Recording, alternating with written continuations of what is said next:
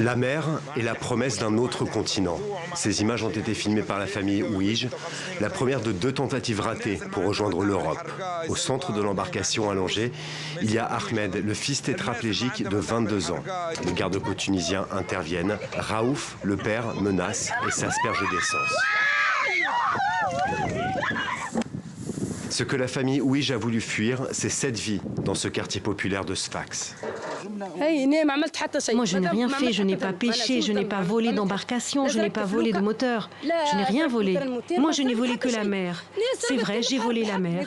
J'ai pris la mer et je suis partie et je m'en suis remise à Dieu.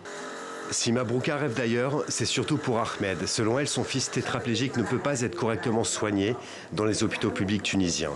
Ici, les conditions de vie étaient déjà modestes. 4 mois de confinement et donc de chômage n'ont rien arrangé. Il n'y a pas de comparaison entre l'Italie et la Tunisie. Avec tout ce qu'on peut dire sur la situation en Italie, ce sera toujours mieux. L'exil à tout prix. Et pourtant, Mariam a perdu son mari et son fils en mer il y a 2 ans. Depuis le début de l'année, plus de 8000 Tunisiens ont réussi à rejoindre l'Italie. De plus en plus de familles, de plus en plus d'enfants.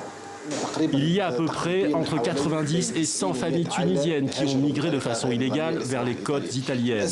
La Tunisie, avant la pandémie de coronavirus, subissait déjà une importante crise économique et sociale. Cette pandémie a accentué la précarité chez les plus défavorisés. À Sfax, la mer ressemble parfois à une provocation. Après 2 échecs qui ont valu au père de famille d'être aujourd'hui en prison, la famille Ouij rêve d'une 3e tentative qui cette fois se finirait bien sur la terre ferme en Italie.